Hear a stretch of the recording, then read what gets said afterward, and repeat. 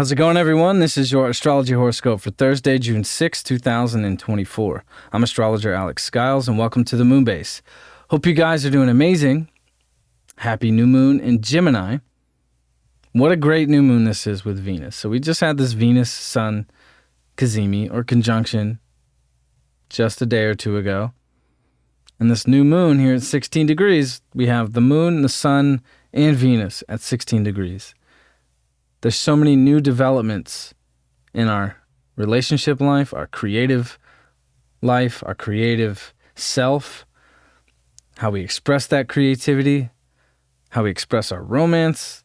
And definitely, I think what's really unique is that we've gone through so much South Node Libra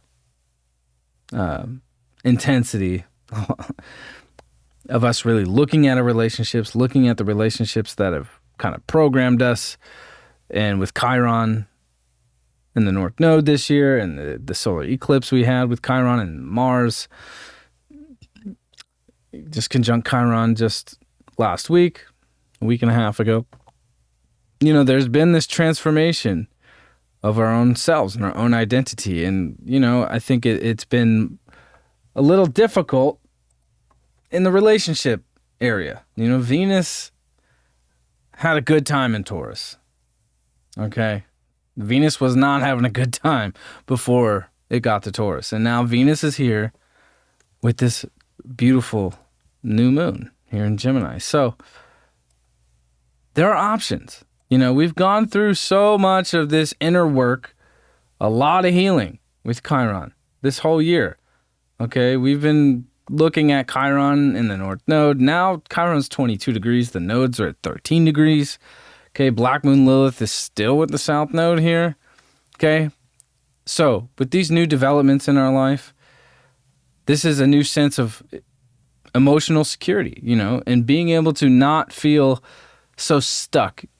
In Taurus, it's easy to get stuck, right? Mars is about to move into Taurus, so we're going to be talking about that a lot, is that very stubborn, stuck energy. This is allowing us to move into a more flexible space, mentally and physically.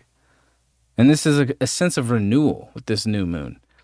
Within ourselves, within our minds and how we think, how we connect with other people, because we're still having Jupiter aspecting Pluto 1 degree up, but it's still relevant because the moon was here yesterday. We just had Mercury trining Jupiter. So we've gone to this emotional depth and acquired some new wisdom about ourselves, right? The two parts of ourselves, the Jekyll and the Hyde, the light and the dark. So now what we kind of gathered through that dark moon phase, when Mercury was trining Pluto and Jupiter was trining Pluto, and even when the sun trined Pluto, we were looking at both parts of ourselves, that masculine, feminine, that yin and yang, that light and dark energy, and things were coming to the surface from both sides, expanding our knowledge in how we perceive that inner unconscious world of our own being and being reflected through others, right? And that's what I really think is really important now with Jupiter here, is looking at how our environment is reflecting our inner psyche, our mental state. I think that's what's important with Gemini. It's like Gemini rules the mind, our mental state, but it also rules our environment. So how is our environment affecting our mental state?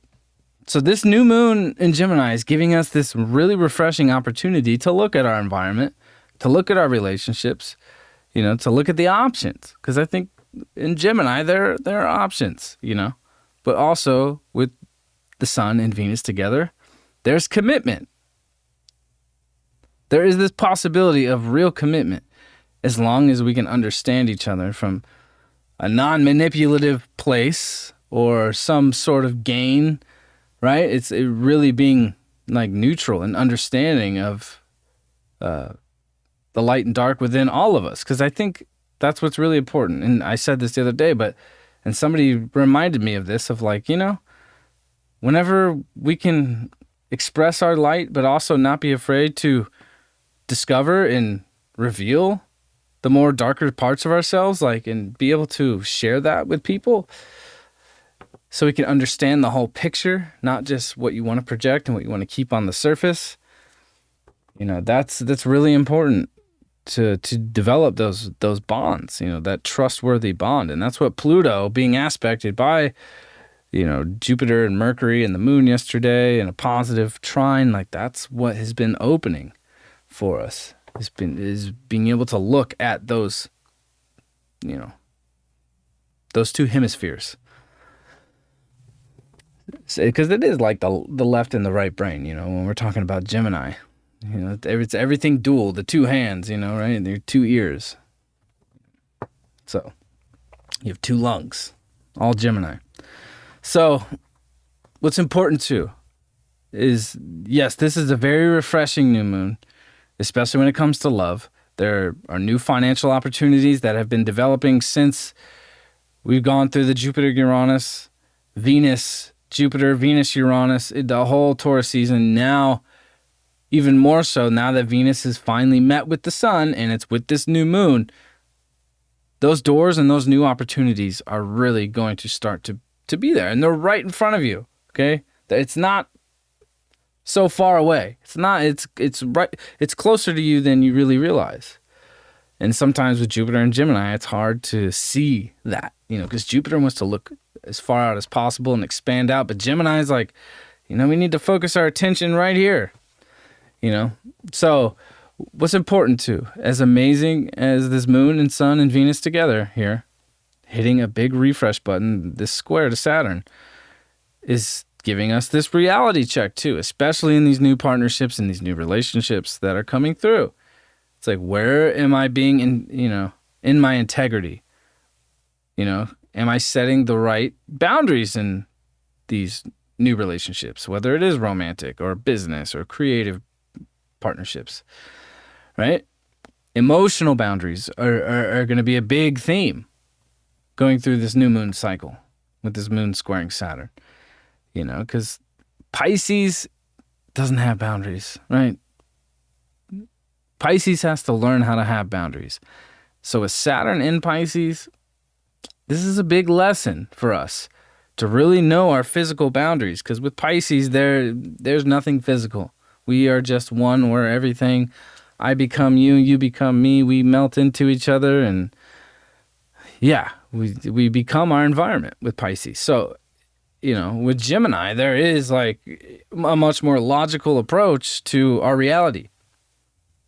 So to be able to communicate what those things are with these new developments in our relationship life, you know, and not just fall into the love at first sight and just this kind of, you know, yes, we want to enjoy the bliss of these new experiences that are coming through, of course. But it's important too to not let the fantasy or the rose-colored glasses lead us into delusion, where all of a sudden you lose touch of why you got here in the first place, or you lose touch with reality, and you lose yourself into a relationship again. South Node, Black Moon Lilith in Libra, the codependency aspect of the South Node in Libra, or in Pisces too. I think Pisces and Libra both struggle the most with personal boundaries and codependency and all that kind of stuff, you know. So what's so important, as amazing as all these new things that are brewing and developing in our life, boundaries are important. Being realistic, okay? Not letting everything just mesh and meld into one, where things get so sloppy and then things get so intertwined that, you know, it's like I grew up playing in bands and playing guitar, and like, you know, the guitar cable, you know, when it's plugged into your amp, always gets fucking tangled up. And I remember many times where it was just the cables got so tangled up after playing a show or something, and it's just like, you can't even get the knots out, you know. We don't want to get to that place with this new moon and Venus squaring Saturn, especially in our relationships. We want to, you know, embrace the newness, embrace the new love, and embrace the new opportunities that are coming into our life. But from the get-go, we want to set boundaries. Say, hey, you know, like I'm really feeling this. I think this is going to be, you know, a great thing. Or, you know, I think we're going to be a great asset to and for each other in this partnership. But let's be realistic about where we come from. Let's be realistic about who we are. Let's lay it out all on the table, you know, and not try to cast an illusion or not say everything, not give the whole picture, right? So I think that's very important. And if we don't with this new moon, it can lead us into some weird fucking places. And by the time the sun and Venus come around to square Neptune here within the next week and a half or so, before we get to Cancer season, and this is the sun Venus square at Neptune at 29 degrees, you know, and Neptune and Saturn are starting to move pretty damn slow here.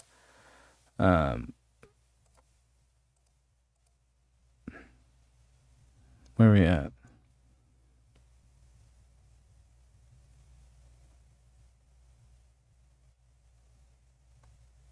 Yeah, they're still moving, but they're about to slow down very much over these next few weeks, you know.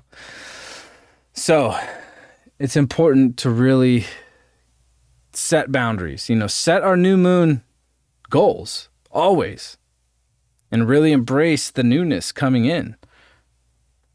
New people coming in, new relationships, new opportunities, new financial opportunities, you know, especially connected to whatever you're writing, whatever, you know, new interest that you're taking up that you never thought you would want to dabble into. You know, Gemini loves to try new things. So being able to like put yourself in a position where you can try things you've never done before, you might get some amazing results. Too, because I mean, in Taurus, it is. When we were going through Taurus season, it is like maintaining that consistency, you know, day to day, putting in the work, you know, staying in line, you know. But I think with this new moon, it's like we've built everything up to this point. Now we want to dabble out, try different things, you know. You got to be in Gemini season, you got to be in that multitask mode. I think being able to multitask right now is super important, you know, and if people come along and they want to support you and they want to help you, allow it, you know, but also have clear set boundaries and be realistic about the situation with Venus and the sun and this new moon squaring Saturn and Pisces. Boundaries are going to be super important, you know. Let's see what the card has for the new moon. We got the 10 of Cups. So there is a celebratory energy to this new moon, and it's like whenever you have all the ducks in the row, right? You can really look at everything and be like, wow, like I've built everything up to this point. Now we can really launch this whole whatever we've been building, you know. And I know a lot of us too, like we've, you know, have such big ideas, you know. In Gemini, there's so many ideas, especially with the 10 of Cups. It's like, you know, this is when all the ideas and all the effort tend to come into fruition in a very big way, you know. And it just seems like everything is lining up with this new moon. And I definitely feel that. It's like all the right people are in place. And all the right systems that we've been developing, whether it is just a daily routine or you have a system within your business or whatever, you know, developing systems that can function and help you execute each day so you can get towards that bigger goal, you know. And this is the moment where we start to see, okay, this is, especially through 2024 at the beginning, coming out of the end of 2023 with all the planets retrograde, you know, this has been the first half of this year has been like, you know, really setting all the right things in place, right? It's like when you're playing chess, it's like setting up your board so you can be able to, so you can execute the plan in the most efficient way, you know. And with Gemini, it's really important. It's like we have 1,000 ideas, you know. It's very easy to get bored. But to be able to like streamline those ideas is when we can really see the fruition of all these amazing things that we've been putting into the ether in the fabric of our reality. This has been such a building year. Maybe even for some a rebuilding of sorts.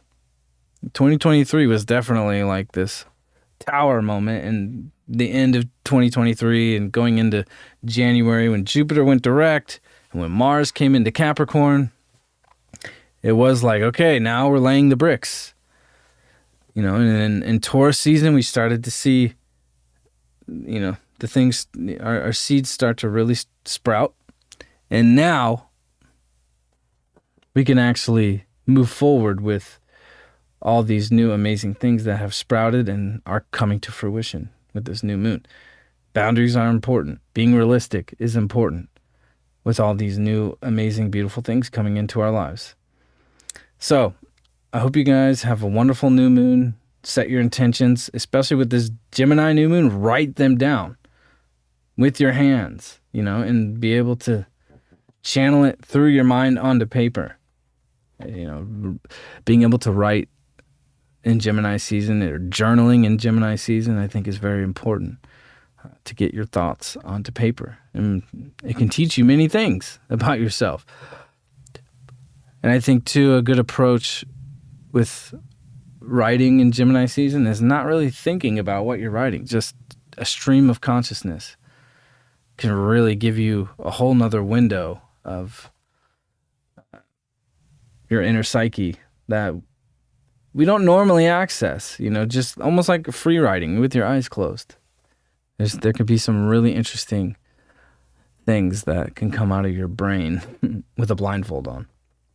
So anyway, I hope this was helpful, and I hope your new moon is fantastic. And I will see you guys on Friday. Peace out.